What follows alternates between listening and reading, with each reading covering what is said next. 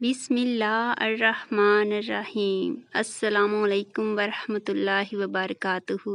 ناظرین کرام، یہ ہمارے لیے انتہائی افسوس کا مقام ہے کہ آپ کسی بھی مسجد میں چلے جائیں، چاہے وہ چھوٹی ہو یا بڑی، تو آپ دیکھیں گے کہ فجر کی نماز کے وقت صرف اور صرف ایک ہی صف میں لوگ موجود ہوتے ہیں۔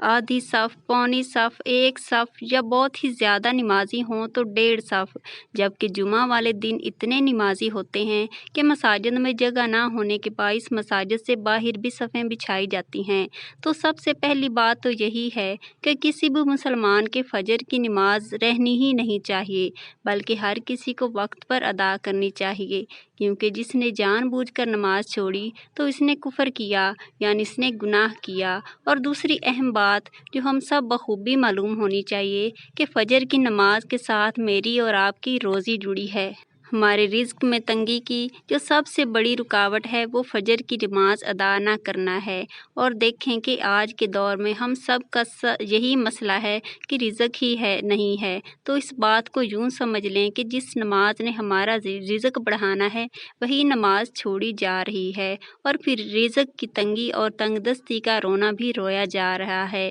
پیارے ناظرین، سائنسی تحقیق اور علمی مشاہدہ بتاتا ہے کہ فجر کی نماز چھوڑنے والوں کے اندر ہارٹ اٹیک کی شرح بہت ہی زیادہ ہوتی ہے۔ صبح کی نماز چھوڑتے ہیں جو لوگ، یہی نہیں بلکہ آگے چلتے ہیں کہ ڈپریشن اور جتنے بھی دماغی عارضے ہیں، یعنی نفسیاتی مسائل، ان سب کی شرح سب سے زیادہ فجر کی نماز چھوڑنے والوں میں ہے۔ جس گھر میں فجر کی نماز نہیں پڑھی جائے گی تو اس گھر سے سلامتی، رحمت اور برکت اٹھ جائے گی۔ جس گھر میں فجر کی نماز نہیں پڑھی جائے گی، اس گھر سے کوئی عامل، کوئی عالم جادو کے اثرات کو ختم نہیں کر سکتا۔ کچھ خواتین نے سوال بھیجا ہے کہ اگر فجر کی نماز رہ جائے تو اسے قضا کرنے کا کیا طریقہ ہے؟ پیارے ناظرین، اسرائیل کے وزیر اعظم کی ایجنسیوں نے جب اسے خبردار کیا کہ مسلمانوں کے اندر بیداری آ رہی ہے اور اگر وہ یوں ہی بیداری کی جانب گامزن رہے تو ایک دن وہ پھر سے پوری دنیا پر غالب آ جائیں گے اور ہم محکوم ہو جائیں گے۔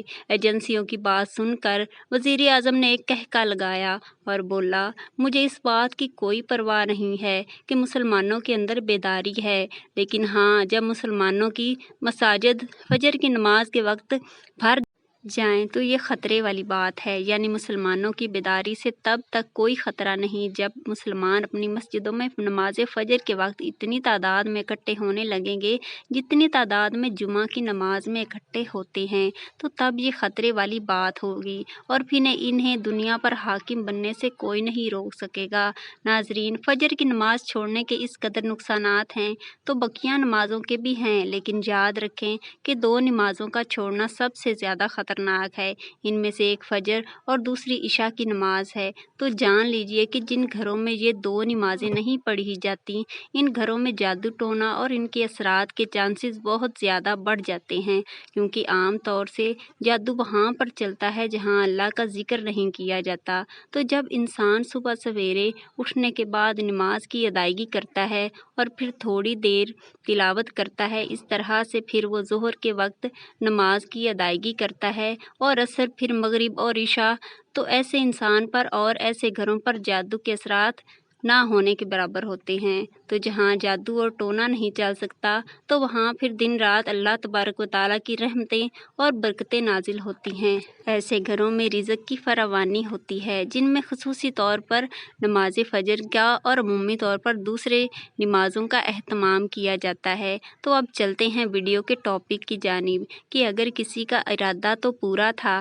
کہ وہ فجر کی نماز ضرور ادا کرے گا، الارم لگایا، الارم بجا، لیکن نیند کا غلبہ اس قدر تھا کہ الارم یہ سوچ کر بند کر دیا کہ ابھی وقت ہے، میں اٹھ کر نماز پڑھ لیتا ہوں، اور پھر ایسی گہری نیند سویا کہ آنکھ نہ کھلی۔ تو اب یہ سوال ہے کہ آنکھ نہیں کھلی اور نماز قضا ہو گئی، تو اب نماز کیسے ادا کریں؟ تو اس کا طریقہ یہ ہے کہ صبح جب بھی آپ اٹھیں تو پہلی فرصت میں نماز ادا کریں۔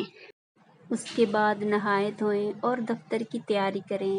اور پیارے ناظرین، اب یہاں ایک مسئلہ نہایت توجہ طلب ہے اور اس کا خیال ضرور رکھیں کہ कि आप सुबह 8 बजे, 9 बजे या 11-10 बजे उठे हैं तो आपने सबसे पहले वज़ू करके फ़जर की 2 सुन्नतें और फिर 2 फ़र्ज़ अदा करने हैं। लेकिन याद रखें कि फ़जर का वक्त गुज़र जाने के बाद आप जब भी अदा करें तो क़ज़ा की नीयत करके अदा करें। लेकिन आप 11:30 बजे उठते हैं तो याद रखें कि इस वक्त ज़वाल का वक्त शुरू हो चुका होता है, लिहाजा 11:30 से लेकर 12:15 तक ज़वाल का वक्त रहता है और इस दौरान आप कोई नमाज हरगिज़ अदा ना करें। लेकिन ज्यों ही ज़वाल का वक्त गुज़र जाए तो ज़ोहर का वक्त शुरू हो जाता है। आप ज़ोहर की नमाज वक्त पर अदा करके बाद में फ़जर के 2 फ़र्ज़ क़ज़ा करके अदा कर सकते हैं। लेकिन अब आप फ़जर की 2 सुन्नतें अदा नहीं कर सकते, आप इसके सवाब से महरूम हो चुके हैं। यानी अगर आप ज़वाल का वक्त शुरू होने से पहले पहले उठ जाएं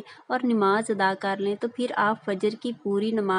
सुन्नतें और फ़र्ज़ अदा करेंगे, लेकिन ज़वाल के बाद सुन्नत अदा नहीं करेंगे बल्कि सिर्फ फ़र्ज़ों की क़ज़ा करेंगे। अब यहाँ एक मसला ख़वातीन के साथ बहुत अहम है और शादीशुदा ख़वातीन के लिए ख़ास कि वो रात को अपने ख़ामिंद के साथ खलवत कर लेती हैं और फिर सुबह तमाम घर वालों के सामने शर्म के मारे नहाने नहीं जाती कि बच्चे बड़े हैं या जॉइंट फैमिली है, बाल गीले होते हैं तो सब क्या कहेंगे, और इस तरह के बेशुमार उज़र पेश किए जाते हैं। लेकिन याद रखें कि शरीयत ऐसे किसी उज़र को नहीं मानती और यहाँ बात शरीयत की हो रही है तो ये तमाम खुद साख्ता उज़र हैं कि घर छोटा है, अटैच बाथ नहीं, गीज़र नहीं, पानी बेहद ठंडा है वगैरह वगैरह। लेकिन शरीयत ये तमाम उज़र हरगिज़ नहीं मानती। ये बदबख्ती है कि रात में खलवत की तो इस नीयत से कर ली कि ये सुन्नत है, लेकिन सुबह होते ही फ़राइज़ छोड़ दिए सिर्फ इसलिए कि खलवत में नफ्स शामिल है जबकि नमाज में नफ्स साथ नहीं देता।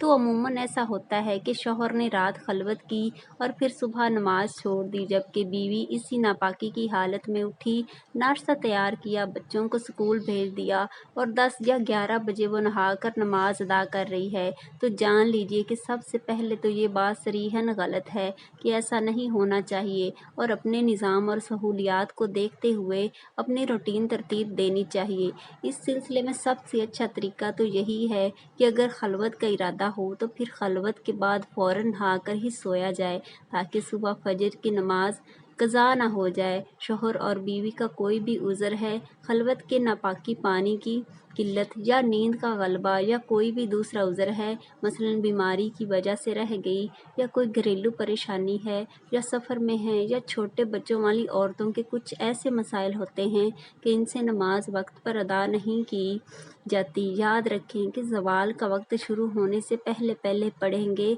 तो 4 रकत पढ़ेंगे यानी 2 सुन्नत और फ़र्ज़। लेकिन अगर किसी वजह से आप ज़वाल से पहले पहले नमाज नहीं पढ़ सके तो फिर ज़ोहर के बाद पढ़ेंगे या असर के बाद या मगरिब के बाद। लेकिन इसका मतलब हरगिज़ नहीं कि अब अगर रह गई हो तो ये सोचा जाए कि अब कल ही पढ़ लेंगे, तो जिस कदर जल्द मुमकिन हो सके इसे अदा करें। अब ये भी जान लें कि अगर कोई मर्द या औरत फ़जर की नमाज के बाद कोई वजीफ़ा करते हैं और फ़जर की नमाज किसी वजह से रह गई तो वो जैसे ही उठें सबसे पहले वज़ू करके अपनी फ़जर की नमाज अदा करें, फिर सुकून से नाश्ता करके या नहाने के बाद और अपने ज़रूरी काम करने के बाद, लेकिन ज़वाल का वक्त शुरू होने से पहले अपना वजीफ़ा कर लें तो वो वजीफ़ा बाद नमाज फ़जर ही शुमार होता है। अल्लाह तबारक व तआला से दुआ है कि हमें तमाम नमाज़ें मुकर्ररा वक़्त पर अदा करने की ताकत नसीब फरमाए और मेरा सुनाना आपका सुनना कबूल मंजूर फरमाए या रब्बुल आलमीन। मोहतरम नाज़रीन, दरख्वास्त है कि मेरी आज की इस मालूमाती वीडियो को लाइक और शेयर करें और अगर आपने अभी नूरे हिदायत को नहीं सब्सक्राइब किया तो सब्सक्राइब करें।